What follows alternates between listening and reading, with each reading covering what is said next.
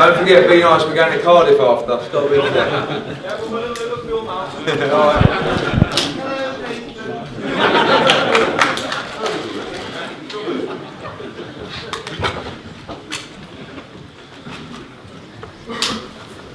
Just to let you know, guys, we're going to be live on Sky Sports News, so we just have to be a little bit sensible, just a little bit. But after, we're going to open the questions to the floor. A lot of you turned up today. We really appreciate that. Let's make the questions half sensible as well. Again, thank you all for coming. Let's have a great atmosphere for this, and of course, November the 22nd. Standing by.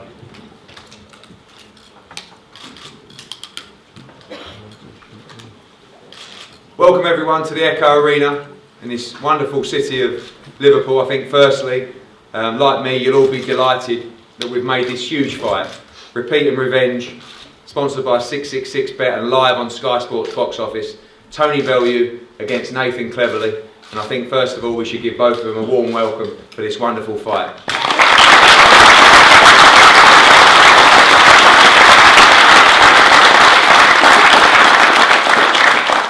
You'll remember this fight years ago for the WBO Light Heavyweight Championship of the World at the same arena.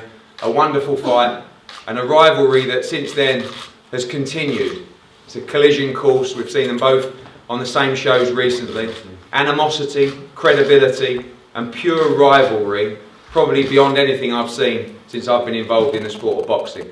This is part of a huge card on November the 22nd with so many great fighters from British boxing taking part. Scott Quigg will defend his WBA Super Bantamweight title. Anthony Joshua will fight an eliminator for the British Heavyweight title against Michael Sprott. Jamie McDonnell will defend his WBA Bantamweight title against Walberto Ramos. Delighted to announce that Callum Smith will fight Nikolai Seshloka in an eliminator for the WBC Super Middleweight title as well. His brother Stephen Smith will be in a huge fight on the card as well. James DeGale, who is the mandatory challenger for Carl Froch, will also be in a huge fight on November the 22nd, will be announced later today, and so much more to add to a wonderful night for British boxing, headlined by these two men in front of us. Everybody at the table is going to say a few words today. Firstly, I'm going to call on the head of boxing at Sky Sports to come up and say a few words about a fight I know he's been very keen to see, and someone who's been instrumental in bringing this fight to all the viewers on Sky Sports. Please welcome Adam Smith. Hi guys, well welcome to a city that's very close to my heart, Liverpool, steeped in football and boxing tradition of course, and with a revival in the last few years from David Price to Paul Butler to the Smith brothers, Rocky Fielding, Anthony Fowler of course in the amateurs and so many more. What about Cardiff too, with Nicky Piper, the Valley Boys of Gavin Rees, Bradley Price, Joe Calzaghe of course, and recently Lee Selby, who's in action next weekend. And what about these two? Tony Bellew, proud Scouser, Nathan Cleverly, proud Welshman, sporting cities, sporting champions. Add bags of personality and electric tension. We all love a grudge match, and we all love a rematch, don't we? A 50-50 domestic dust-up, because we don't know who's going to win. I said during the Froch Groves adventure that everybody needs a dance partner, however much you like, love, or even loathe them. Well, these two loathe each other, so like the touch paper. With Scott Quigg, Jamie McDonnell, Anthony Joshua, James DeGale, Callum and Stephen Smith all on November the 22nd, it'll be a night to remember, like so many in the past here in Liverpool by the Mersey. Enjoy the build-up with our multi-range of programming on Sky Sports, on skysports.com, and of course on Sky Sports News, and then the big fight night live on Sky Sports box office. Enjoy! These two, I think, will give us a fabulous show and a fabulous night.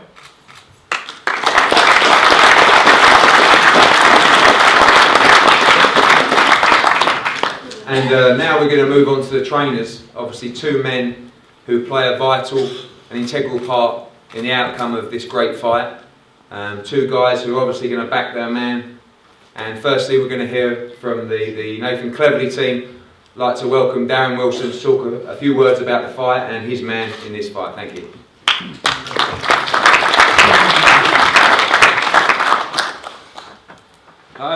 It's took over from his dad in February, March time, and it's from an excellent job he's done obviously making him a world champion. It's took over from him and just kept the momentum going. I had 2 fights, done well, knocked them both out. Everything's going to plan basically for this fight. So just looking forward to November 22nd. Thank you. And Dave, obviously fairly new to the Tony Bellew team. Come up and say a few words about. I know you've got a lot of thoughts, a lot of feelings about this fight. Take it away.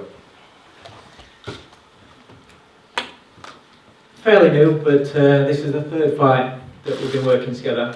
So we've had, since Tony's moved up to cruiserweight, we've had 2 dress rehearsals. I tend to think that out of both myself and Darren, that going into this 3rd fight at the new weight division, my man's had the tests and he's had the real fights, and I think that will play a big part for me mentally and how confident I am with my man as well. I think a lot of questions have been answered by the fans, that fans want to know about Tony at cruiserweight. He's took shots, he's given shots, he's fought at a good pace, and he's fought against a couple of good fighters. So going into the Cleverly fight, it's a big fight, it's a massive fight domestically, it's a great fight, and it's a great springboard for the world title fight. I'm very confident in what Tony's already showed me. I know what he's capable of, and the things they've been working on since we've been working full time together. The 3rd fight, this one, everything's slotting into place, and I'm really excited. I've been fortunate enough to work and be involved with some great domestic fights. I was involved with Groves and DeGale, Ryan Rose against Jamie Moore. This one I'm really excited for. This is a massive fight. Everybody loves 2 big men punching each other. This is going to be exciting. There's a lot of needle in it, and two good fighters, 2 great characters, and they're all going to be letting it out on November 22nd. Can't wait.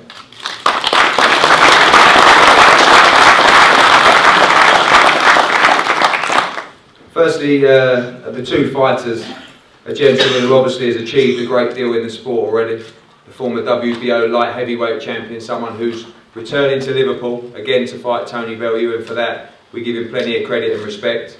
I'd like everybody here to give a warm welcome to Nathan Cleverly.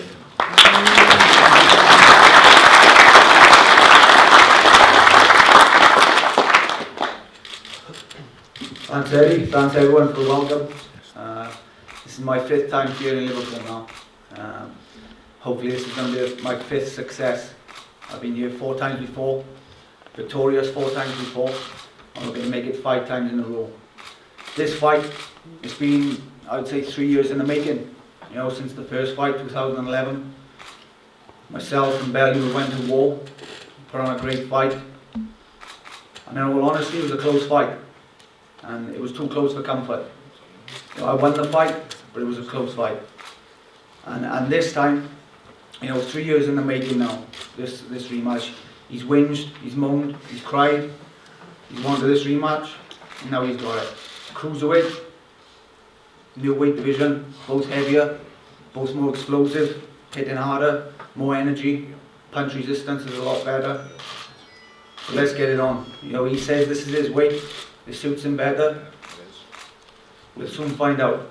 So we're both cruiserweights now, and we're going to get it on. Last man standing. Let's go to war again. I'm up for it. I'm ready. I'm coming back to Liverpool. I'm ready for war. You talk about the trilogies and the fights in the past. Arturo Gatti and Mickey Ward. Neither of them was the best in their division. There's no world title on the line now. We could fight for world titles, but we want this fight first. The winner goes on to fight for a world title. Let's get this fight done. It's a grudge match, a rivalry, and I can't wait. So November the 22nd, tune in and watch me repeat 2-0 victory over Tony Bellew.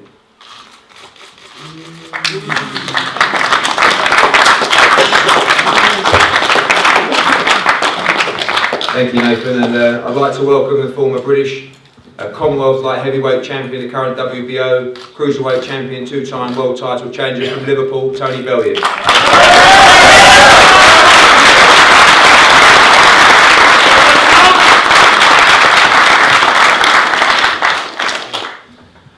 So we're finally here.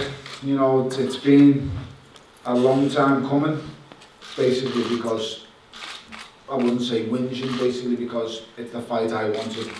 I've gone throughout my career, and every single close fight I've ever had, I've given immediate rematch. Every single time. I'm known for doing it. People have called me soft, stupid for doing it, but you know, I remember the first rematch I gave out was against Owen McKenzie. I remember being flat on my face, down 2 times, and then I remember stopping him in the 8th, coming out to that fight, and everyone says, right, you've got past him, that's done. Owen McKenzie went on, whinged and whinged and whinged. What did I do? I gave him a rematch, and I just played with him. Simple as that. I've proved that I'll always fight anybody and everybody. This fella is made from completely different stuff than me. Like I said, this is happening now because you've got absolutely nowhere left to go. Absolutely nowhere. It's as simple as that. I'm the money fight in the division. It's that simple, really. Like I said before, he has nowhere left to go. And he's come back here to Liverpool because he can't fill a phone box in Cardiff. And because Liverpool is the best option. Because Liverpool is the best fight city in the country. We produce so much talent, so many great fighters. And that is why he's coming back. Not because we're not going to have a trilogy. Get this trilogy out of your head. Because after you've fought me, you're not going to fight again. You're going to just not want to box anymore. You're going to be fed up and sick of it. And probably go to teaching someone maths. I mean, I mean, listen, I don't even know if you can teach anybody maths with what you do, because if I'm correct in thinking, you got a 3-2 in the maths, and listen, a 3-2 in maths for a degree, I'm sure you can buy them in the Aldi for something like that. So you're not the cleverest kid. Listen, at the end of the day, you are the most boring person anybody could wish to promote. Nobody would have anything to do with you when it comes to promoting if you didn't have that maths degree. That's what everyone's sold you on. It's as simple as that. This like whiz kid who gets punched in the face. The fact of the matter is, you're not that bright because you're facing me in a rematch. If you was as bright as you like to believe, you wouldn't be facing me, you'd be running like you did the first time after the last fight. I asked for the rematch. I've asked you this question 4 times. You still can't answer me. Is there a reason why the immediate rematch didn't happen? The reason? I'd already beat you, mate. I moved on. But you just said on this microphone it was so close. It was a really close fight. So how can you the right thing to do is a rematch? Promoters went different ways, mate. We have the same promoter, mate.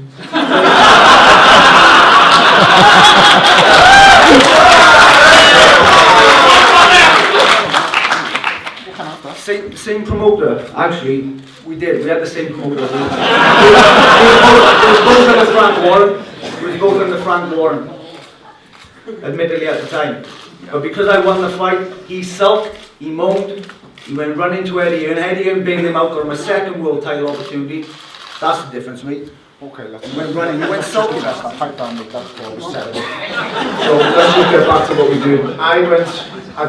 Once again, you got it wrong. You said I went to Eddie. Well, basically, I didn't. I got in with a guy you'd faced who just lost his European title in Germany. His name was Danny McIntosh. I was still under Frank Warren promotion, so once again, if you're not clicking in. Something's going on with your memory. I know you take punches for a living, but listen, you got it wrong again. So let's get it right. We had the first fight. I asked for the rematch. Again. Frank told me, you might have to go to Wales. I said, I'll go to Wales for free. The word out of Frank's mouth to me in an office on the 22nd of December 2011 was, he doesn't want it, Tom. I can't force him to fight a rematch. Was that from my It's as simple as that. Did I directly say that? Frank said it, and he said it in the media. So it's as simple I did as not that. directly say that. I don't care what you directly said. Why would I have a rematch? Why did I got your number, mate. I got your number. You can say you've got me. I told you once. Yeah, I got your number. I have got your number. It ends, You know it. you haven't got it. You know it.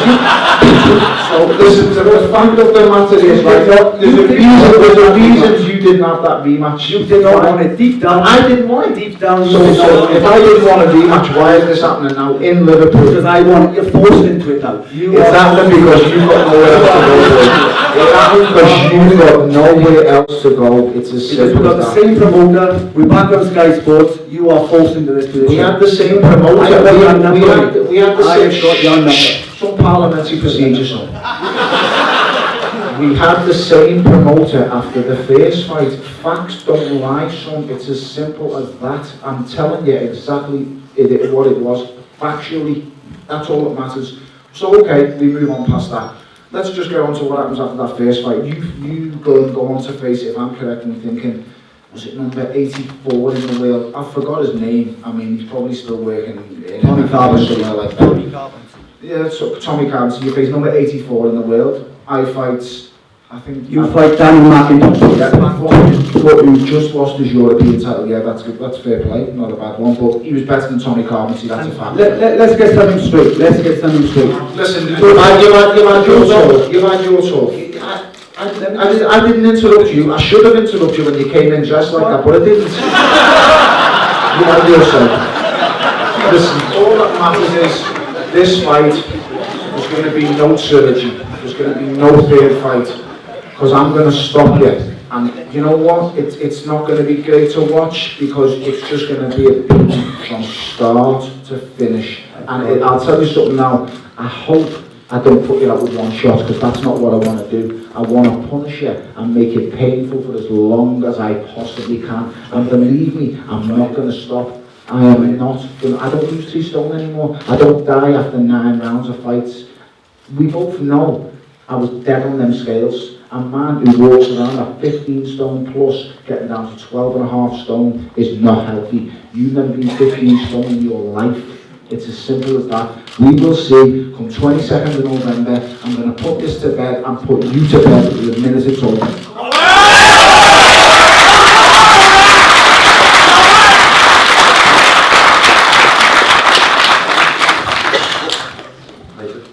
Can I just get something straight? Jesus Christ, we've been there how many times?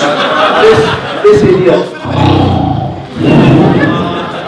Apparently, he's so big, he sells out the Echo Arena each time. The only time the Echo Arena is sold out was when I was in town fighting this chump. The only time. I sell more tickets than you. Okay? I'll be back up November 22nd, full capacity. I'll be spanking him in front of his own fans again. So where was it? Just a second, I'll finish that off. So you know you said the Echo Arena was sold out because you were in town. Well, why couldn't you sell more than 2,000 tickets in Cardiff in your last fight? Sold out, mate. Cardiff sold out, mate. I'm telling you now, there was more empty seats in there than there was in here right now. Twice in a row. I've seen more full seats in a car park than I've seen in your fight, mate. It's a joke. I can't sell two. You can sell out a phone box. If you were fighting in my backyard, then close the curtains, pipe down. I put Tommy Carpenter, ranked number 80 in the world. Tommy Carpenter was ranked number 84 in the world, and then Sean Hall wasn't even ranked in the world. He actually got him off a building site to face you. Okay, my list of opponents. Okay, I fight Edison Miranda, a known puncher. Since you fought me, a 16-fight novice, that's what I was at the time. The best person I'd faced was Oval Mackenzie. It's as simple as that. That is no kind of preparation for a world title fight. I refuse to call it a world title fight. It was just a basic domestic grudge match. That's what the first fight was. I'd faced absolutely nobody. Oval Mackenzie was the best person I'd faced. I faced you, who had faced Carlo Morat, Antonio Brancillion for the European title, world title eliminators. I got thrown to the wolves that night because I could open my mouth and sell a few tickets. It's totally different now. Since our fight, look at the caliber of opponents we've faced. I've faced better opponents than you have. Isaac Chilembe was a world-ranked #1 WBC fighter before I just absolutely beat him up on the the Kessler Froch undercard. He was a world-ranked, beat one highly world-ranked fighter since our fight, not one, because the fact of the matter is, No one believed in you after you fought me. That's the fact. The fact of the matter, you can go on as much as you want me. You can list this opponent, that opponent. I've already beat All you. that matters is November I the beat 22nd, and you stop wearing bad You are colour. getting it again, mate. You are getting it again. Look at me. You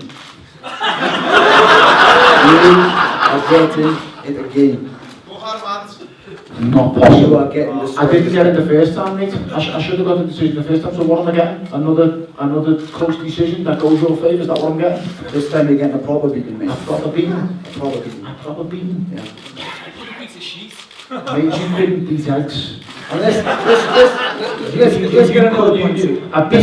Let's just get something straight. Have you ever put anyone asleep in a boxing ring? You just okay. Do you want to talk straight, or are we going to talk actual facts and straight? The reason why Yeah. you were a cruiserweight Yeah. and you fought better opposition in the last two fights. Oh, finally, a little bit of credit. Rudolph and Former world title champion Julio Cesar dos Santos. okay, higher ranked than my opponents. Better fighters too. The reason is because you make cruiserweight a lot quicker than what I did. Because you was a fat heavyweight as an amateur. Fat heavyweight as an amateur. You know what I was though? I was an amateur winning titles. You was a big fat heavyweight. I've won more league titles than you can So- dream of, boy. Cruiserweight makes League it. heavyweight titles. I'm an athlete at cruiserweight. An athlete? I am an athlete. An athlete who faces And that's super the middleweight difference. on his That's cruiserweight the debut. difference. An athlete who faces, so on your cruiserweight debut you face the super middleweight, why is that? And I blew him out in 1.5 rounds. 1.5 rounds. I blew him out. Carol Mora, 1.5 Carol rounds Mora in done. second Carol gear. Mora done faster than you. Valori, Middleweight. a cruiserweight. I kept him standing for the fourth round. I could have blown him out in the second round. What about Kept that him last standing. time? You got him out of the kebab shop. Valori, I kept him standing. Valori, I could have blown him out in the second round. Kept him standing. He was an You, absolute I'm going clown. to keep you standing. Did you see the state of your face after the I'm fight? going to give you a beating. And when I decide to take you out, you're gone. Did you see the kip of your face after that Valori fight? A kebab shop owner Black guy. marked you up terrible. Black guy. A kebab shop Black owner guy. marked you up terrible. When I hit you, let's just hope you're I'm a absorbed. cruiserweight athlete, mate. You're the cruiserweight athlete, You're just a I'm big fat heavyweight coming down to I'm cruiserweight. number one is I punched twice as hard as you, mate. I And punched I've twice got as your hard. number. I Too punched fast, twice too as sharp, hard. too I hope strong. you take it. I hope you're this confident. I hope Sharp. you're this confident on fight night. Because you know, once you're asleep, Look me in the there's going to be eye, no going back.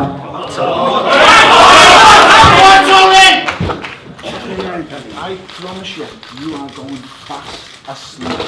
Fast asleep. I never tell lies. I've got your number, mate. I have got your number. I have got your number. These eyes don't tell lies. You know it. You've been forced into this fight. You have been forced into this fight. You can join Daddy. I haven't, mate, already. You chasing the money, that's all you care about. That's all you care about. You need the money more than me, mate. You need the money more than me. You need the money more than me. Don't worry about that, mate.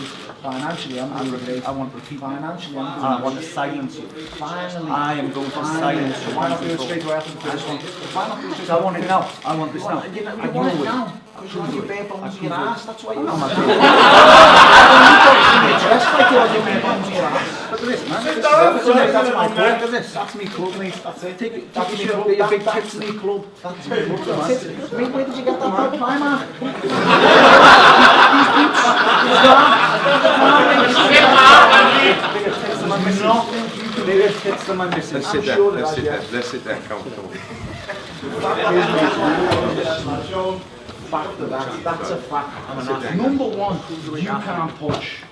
You cannot punch. You've never been a puncher. That's a fact. You've never been a puncher. It's going to matter when I nail you on that big fat Okay. Not to me, he's round the twist, he's lost the marbles. We're gonna, before we break for a head-to-head, a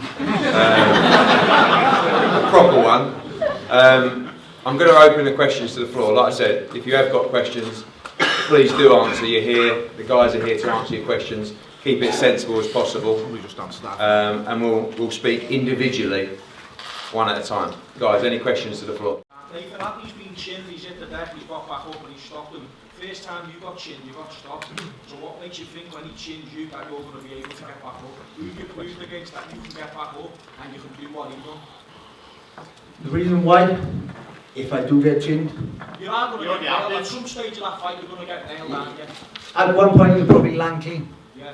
But it's how I react, it's how you come back. But what I'm saying is you've already been nailed, haven't you? You got chinned by a big puncher, all respect to him. You got nailed, you've done nothing about it, you got stopped, they lost your title. Because He's been nailed, he's been flat on his kite, and he's gone back up and he's stopped him. What are you the doing? facts of the matter, light heavyweight, and it's a known fact. When you're struggling to make the weight, your punch resistance and your energy is lower. Can I just make a At cruiserweight, I'm stronger. He's going to hit me just like the first fight. Just like the first fight. You say he's going to hit me clean. He landed clean in the first fight. I shook it off, come back, and won the fight. What I'm saying is Exactly. I've watched him today. I've seen him boil down, literally boil down. He's shot as a light heavyweight. His power now is immense, and believe you me, telling you from what I've seen, when he hits you, mate, you're going to be in for a shock. So just make sure that your little dodgy chin's ready for it. I'm ready. I am ready. Nathan, I'm ready for the bomber. Nathan, I am ready for the bomber. I've got a question, Nathan. I'm ready for the bomber. Nathan, just a little one. You know the way you said you was boiling down at light heavyweight? Well, you know, do you forget that when Carl Froch was the champion and had just defeated Lucien Bute, am I not correct in thinking that you said, you were quoted as saying, you will go down to super middleweight and face Carl Froch? That doesn't sound like a man to me who's struggling at light heavyweight.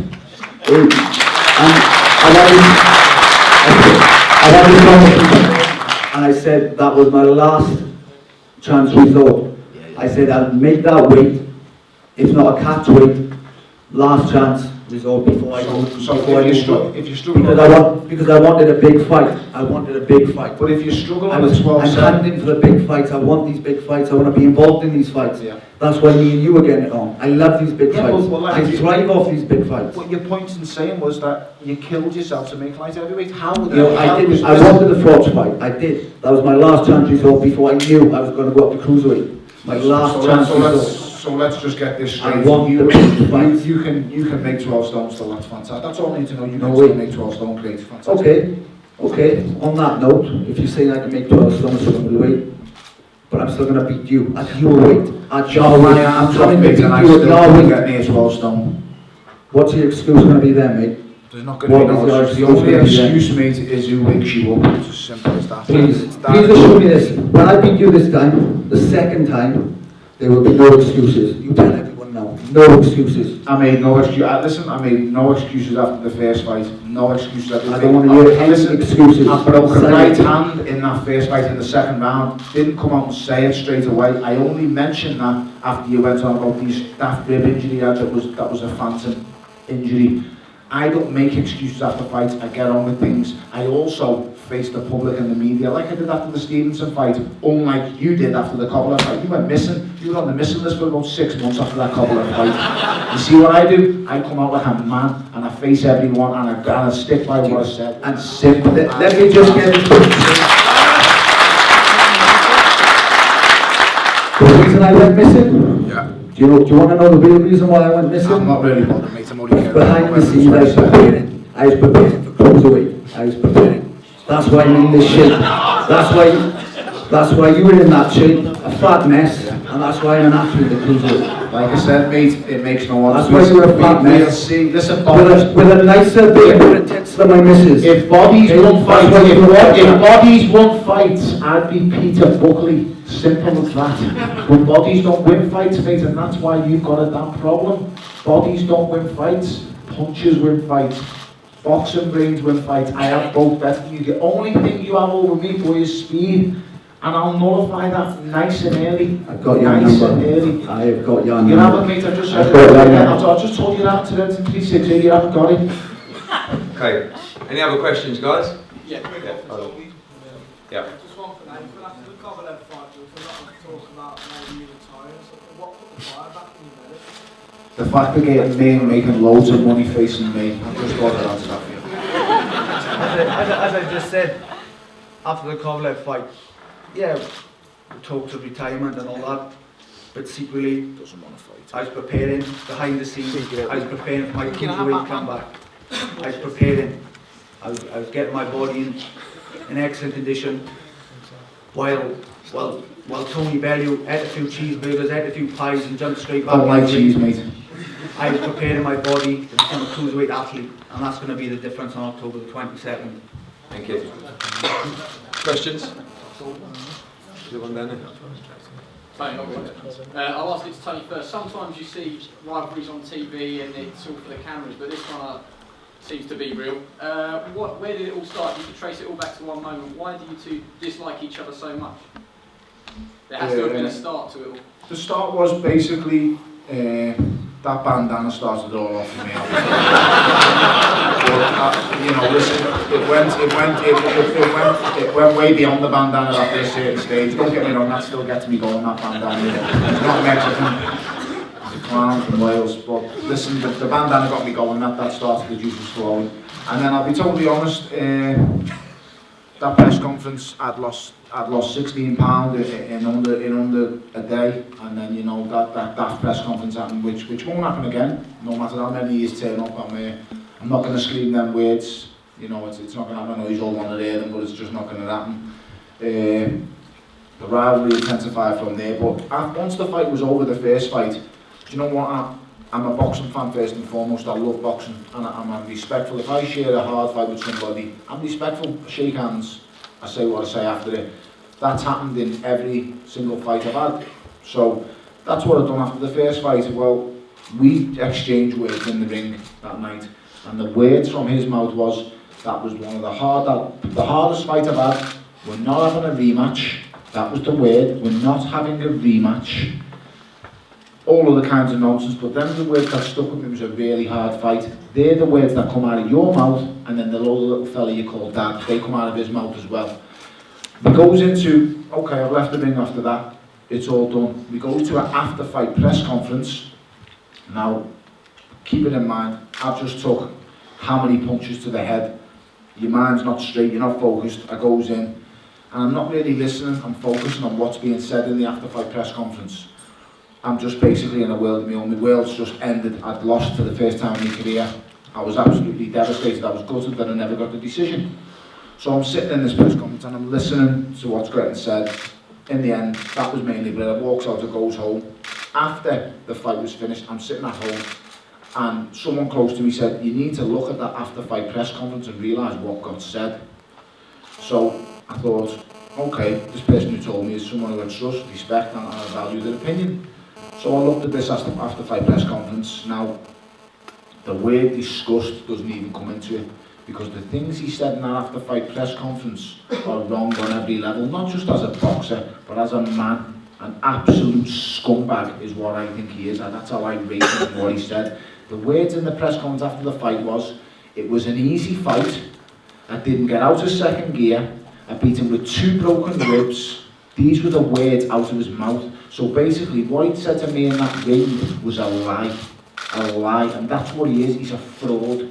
He's one big fraud. Did I really say that to you in the ring? Yes, what did you say to me? You know exactly Let's what be you honest. said. When we embraced at the final bell, forget doing that again. Forget doing that again. So it's my word against your word. You're obviously deluded as you rest. You look in the mirror, you have the same thoughts. Let's not make things up. No, that's not. That's so absolute facts. Absolute facts. The first word I said to you when we came together was, who do you think's got this then? They were the first words I said to you. After that, you said, we're not doing it again. You said, forget doing it. And I admit, at the press conference and on Twitter afterwards, I did say I was in second gear.